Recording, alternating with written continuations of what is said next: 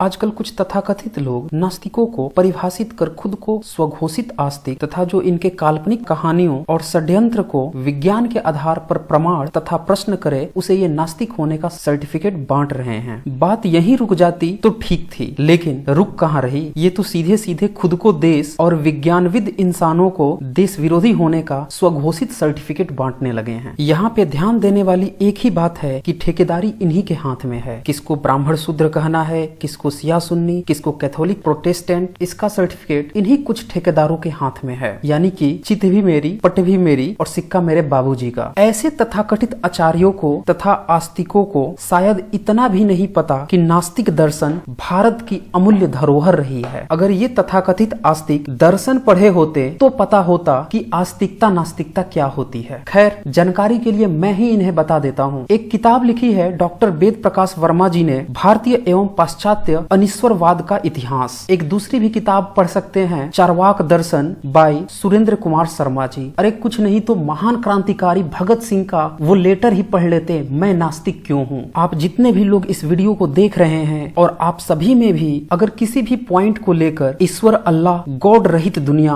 भेदभाव रहित, हिंसा रहित, शोषण रहित, भ्रष्टाचार रहित, वर्ण रहित, धर्म संप्रदाय मजहब जाति रहित और साथ में नैतिक शिक्षा और साइंटिफिक टेम्पर की विचारधारा को, जिसे कि आजकल धर्म के तथाकथित प्रचारक नास्तिक, वास्तविक या तर्कशील कहते हैं, में संदेह हो तो ये वीडियो सिर्फ और सिर्फ आपके लिए है। इस वीडियो को अंतिम तक देखें। आज मैं बताऊंगा आपको कि आस्तिकता और नास्तिकता का खेल क्या है और इन तथाकथित धर्म के ठेकेदारों को नास्तिकता से चिढ़ क्यों है। प्यू रिसर्च सेंटर, जो कि धर्म, कास्ट, जातियों से रिलेटेड सर्वे करती है, इसके जो लेटेस्ट आंकड़े हैं 2015 के, उस आंकड़ों पर एक बार नजर डालें। इसमें यह बताया गया है कि 31.2% क्रिश्चियंस हैं पूरी दुनिया में, जबकि मुस्लिम्स 24.1% है। तीसरे नंबर पर अनएफिलिएटेड हैं, यानी कि जो किसी भी धर्म से एफिलिएटेड नहीं है, और चौथे नंबर पे है हिंदूज, जो कि 15.1% जनसंख्या के साथ बना हुआ है। पांचवें नंबर पर बुद्धिस्ट हैं 6.9% और इसके बाद से छोटे मोटे कई सारे रिलीजन्स हैं। अगर इन आंकड़ों में टॉप 4-5 की बात की जाए तो इसमें से अनएफिलिएटेड को छोड़कर बाकी के क्रिश्चियन, मुस्लिम, हिंदू ईश्वरवादी हैं, जो कि अपने को तथाकथित आस्तिक बताते हैं। जबकि इन्हीं में से कई सारे लोग ऐसे हैं जो प्रश्न रखते हैं, तर्क रखते हैं और विज्ञान के आधार पर कथा कहानियों की एनालिसिस करते हैं और उन्हें ये सारे ईश्वरवादी लोग नास्तिक बताने लगते हैं। आइए एक नजर डालते हैं दुनिया के इन 3 सबसे बड़े ईश्वरवादी रिलीजनों पे। पहला है क्रिश्चियन। शुरुआत आज से 2000 साल पहले इसके फाउंडर जीसस बताए जाते हैं। इनका जन्म काफी विवादित है, क्योंकि बताया जाता है बिना पिता के संतान है, जो कि आज तक साइंटिफिक रूप से बिल्कुल ही गलत है। अगर इनके कार्य क्षेत्र को देखें तो ये एक लकड़ी के कामकाज, यानी कि एक बड़े परिवार में पैदा हुए और लकड़ियों पे काम करते थे। इनके मन में कुछ विचार आते थे और उन विचारों को लोगों को इकट्ठा कर प्रचारित और प्रसारित करते थे, जो कि बाद में अंधविश्वास का रूप लेने लगा। जैसे कि ये किसी को छूते ही उसके रोग ठीक करने लगे। प्रवचन सुनने आए लोगों को 2 रोटी और 2 मछली से हजारों लोगों को खाना खिलाने की बात प्रचारित की जाने लगी। एक बार जब ये नाव में सवार थे और तूफान आया तो आदेश देकर तूफान को रोकवा दिया। समुद्र पर यह पैदल चलने लगे। अब इस तरह की बातों पर जो आंख मूंद कर विश्वास कर लेता है उसे ये आस्तिक कहते हैं, और जो इस पर तार्किक प्रश्न रखता है उसे ये नास्तिक कहने लगते हैं। इनकी मृत्यु समाज में अंधविश्वास फैलाने, चमत्कार करने के नाम पर बाबागिरी करने और लोगों को गुमराह करने इत्यादि मामलों पे इन्हें सूली चढ़ाने की सजा हुई, और उसके पहले इन्हें बेरहमी से कोड़ों से पीट पीट कर सूली पर चढ़ाया गया। 3 दिन बाद इनके चेलों में से कुछ ने यह प्रचारित किया कि वो जिंदा होकर लौट आए हैं और उन्हें दर्शन भी दिए। अब इस तरह की कपोल कल्पित को जो मान ले वो आस्तिक, और जो प्रश्न करे, इसे सत्यता और विज्ञान के पहलुओं के आधार पर जांच करे, उसे नास्तिक होने का यह सर्टिफिकेट बांटने लगते हैं। अब जरा इसके सोशल इंपैक्ट पर नजर डालें। चमत्कार पे विश्वास, जो कि बिल्कुल ही अनसाइंटिफिक है। क्योंकि जीसस पे ही चमत्कार करने के आरोप हैं, तो ये रिलीजन वाले भी चमत्कार आंख मूंद के मानने लगते हैं। किसी भी तरह से इन्हें बरगलाया और गुमराह किया जा सकता है चमत्कार के नाम पर, जो कि साइंटिफिकली पूरी तरह से गलत है। चमत्कार नाम की कोई भी चीज नहीं होती। अब जो चमत्कार को मान ले उसे आस्तिक का सर्टिफिकेट, और जो न माने उसको ये नास्तिक का सर्टिफिकेट बांटने लगते हैं। दुनिया का दूसरा सबसे बड़ा रिलीजन मुस्लिम, 24.1% जनसंख्या पूरे वर्ल्ड में। फाउंडर मुहम्मद, जन्म 571 AD और मृत्यु 632 AD। बचपन में ही माता पिता का गुजर जाना, 25 साल की उम्र तक सामान्य जीवन जीना। कार्य क्षेत्र की बात करें, विवाहित लाइफ काफी विवादित। मसलन 25 साल की उम्र में अपने से 15 साल की उम्र की विधवा के साथ शादी शादी करना, बुढ़ापे में यानी कि 57 to 59 ईयर्स की एज में 6 से 9 साल की एक बच्ची से शादी करना और इसी तरह से 11 से 13 शादियां और कुछ बांदियों के साथ रहना। अगर इनके सामाजिक लाइफ की बात करें तो इनने अरब की पुरानी संस्कृति को ट्रेमेंडस चेंज किया। मूर्ति पूजा को हटाकर उसका रूप बदल दिया, यानी कि जिस ईश्वर की पूजा मूर्ति को रखकर होती थी अब उसकी जगह पे एक काबा रखकर यानी कि सगुण रूप को निर्गुण कर देना। इनकी विचारधारा के अनुसार काल्पनिक अल्लाह के लिए पूरी तरह से डिवोट हो जाना, उससे डर कर और डरा कर रहना, सारे कर्म जो धरती पे बुरे हैं वो मरने के बाद जायज हो जाना। जैसे कि एक जिहादी को मरने के बाद 72 हुरों का ख्वाब दिखाना, जन्नत में लड़कों द्वारा शराब का परोसा जाने का ख्वाब दिखाना, अपनी बात कहने के लिए एक काल्पनिक जिब्राइल का सहारा लेना और यह प्रचारित करना कि जब कभी वो कुछ अलग सी बातें करते हैं वो बात जिब्राइल की बातें होती है और उस जिब्राइल को किसी दूसरे के द्वारा न देखा जाना। इसके अलावे 7वें आसमान पर यात्रा करने का विवरण देना, जबकि यात्रा करने के आने के बाद पृथ्वी को चादर की तरह बिछी हुई बताना, जबकि हम जानते हैं कि आज जितने भी लोग स्पेस में गए हैं उन्होंने ऊपर से पृथ्वी को देखा वो गोल दिखती है। तो यहाँ पे इनकी बातें पूरी तरह से गलत साबित होती हैं। फिर उसके बाद चांद को हाथ के इशारे से 2 टुकड़े कर देना, जबकि हम जानते हैं कि 6ठी शताब्दी के एक व्यक्ति के लिए यह बिल्कुल ही इम्पॉसिबल सी बात है। वैज्ञानिक कारण बहुत सारे हैं, यहाँ पे मैं सिर्फ आपको झलक दिखा रहा हूँ। लिस्ट काफी लंबी है। अब इन कहानियों को जो आंख मूंद कर विश्वास कर ले उसे ये आस्तिक का सर्टिफिकेट, और जो इस पर प्रश्न पूछ ले वैज्ञानिक ढंग से इसकी जांच करे उसको ये नास्तिक का सर्टिफिकेट बांटते फिरते हैं। अगर इनके मृत्यु की बात करें तो भीड़ में जहर मिले हुए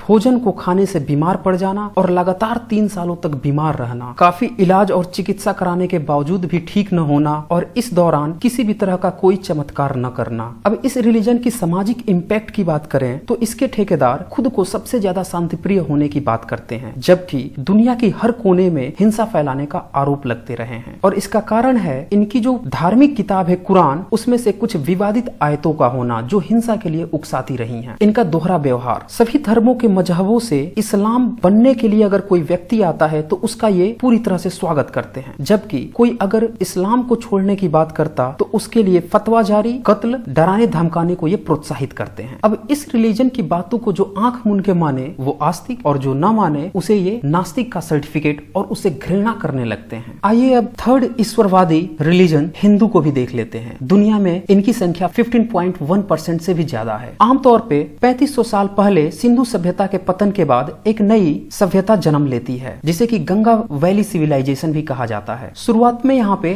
नास्तिक दर्शन उभरते हैं जैसे कि चार्वाक दर्शन, बुद्धिज्म, जैनिज्म, अजित के काम्बली, वो भी नास्तिक दर्शन चार्वाक दर्शन के काफी करीब होते हैं और इस तरह की विचारधाराएं लगातार 1500 सालों तक चलते रहती हैं। फिर विदेशी आक्रांताओं के आने के कारण यहाँ पे भी उन्हीं की तरह ईश्वरवादी मिक्सअप फैलने लगता है और उसका नतीजा ये होता है कि यहाँ भी 7वीं 8वीं शताब्दी के बाद मूर्ति पूजा, तरह तरह की कहानियां जो दादी नानी सुनाया करती थी, कथावाचक सुनाया करते थे, उन्हें कलेक्ट करके और 15वीं सदी में इन्हें लिखा जाने लगता है और इस तरह से काफी विवादित बातें भी उभर कर आती हैं। अब इन कथा कहानियों को जो मान ले वो आस्तिक और जो न माने, जो इस पर प्रश्न करे, वैज्ञानिक ढंग से इसकी सत्यता की जांच करे कि पहले आप बताओ तब हम मानेंगे, तो फिर उसे ये नास्तिकता का सर्टिफिकेट बांटने लगते हैं। अगर इसके सोशल इम्पैक्ट की बात करें तो ये विभिन्न जाति, वर्ण, गोत्र में बटे हुए हैं। खान पान, रहन सहन, पीढ़ी दर पीढ़ी एक दूसरे जाति वर्ण से नफरत करना, आपस में शादी विवाह न करना, रिश्ता न रखना, कुल मिला के भेदभाव के पुलिंदे को लेकर चलना और उसके पक्ष में अभी भी कुछ इसके ठेकेदार हैं, जबकि काफी जनता इससे इतर हटकर वैज्ञानिक सोच को बढ़ावा दे रही है और उन्हें ये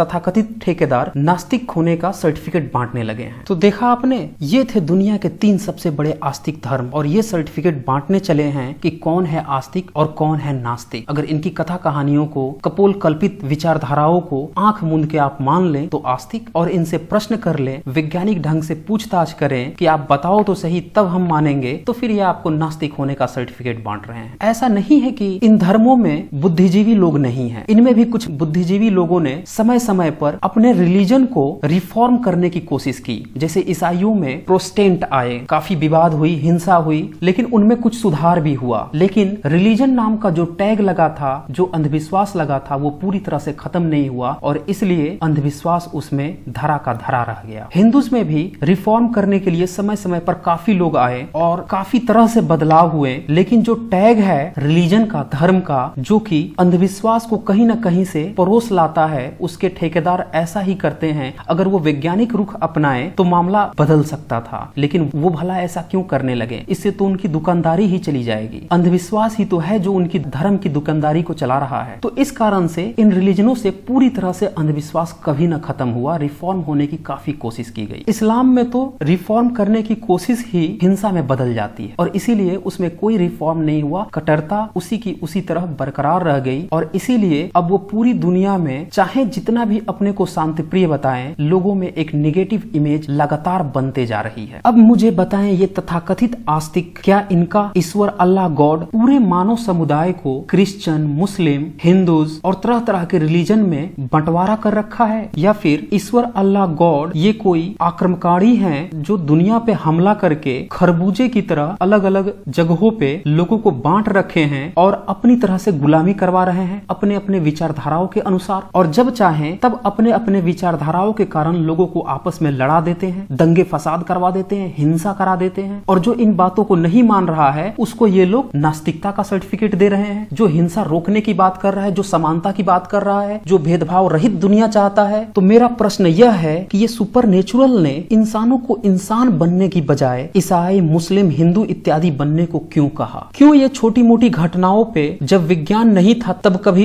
पैगंबर भेज देता था, कभी अवतार भेज देता था, आज ये क्यों नहीं आ रहा? जबकि उससे भी ज्यादा खतरनाक स्थितियों से हम गुजर चुके हैं। वर्ल्ड वार से बड़ा अभी तक कोई त्रासदी नहीं हुई थी, एक नहीं दो वर्ल्ड वार हो गए, तब ये तथाकथित ईश्वर अल्लाह गॉड कहाँ थे? तब ये अपने पैगंबर और अवतारों को क्यों नहीं भेजे? क्या इन्हें नास्तिकों से डर लगता था? और अंतिम प्रश्न यह है कि आखिर इन तथाकथित आस्तिकों को भेदभाव से इतना प्यार क्यों है? क्यों ये शादी विवाह, जाति, वर्ण, कौम, अमीरी, गरीबी, खान पान, हलाल झटका के नाम पे, धर्म मजहब के नाम पे इंसान को ही इंसान से मारने और भेदभाव रखने की सलाह देते हैं और ऐसा ही ये करते रहे हैं? अगर ये सब ईश्वर अल्लाह गॉड के विचार हैं और इस कारण से ये आस्तिकों के विचार हैं, तो फिर मैं नास्तिक कहलाना ही पसंद करूंगा। तो दोस्तों, इस वीडियो को ज्यादा से ज्यादा शेयर करें ताकि सभी लोगों को आस्तिकता और नास्तिकता के इस खेल का पता चल सके कि कैसे भेदभाव को बनाए रखने के लिए आस्तिकता को हथियार बनाया गया है। तो आज बस इतना ही। धन्यवाद।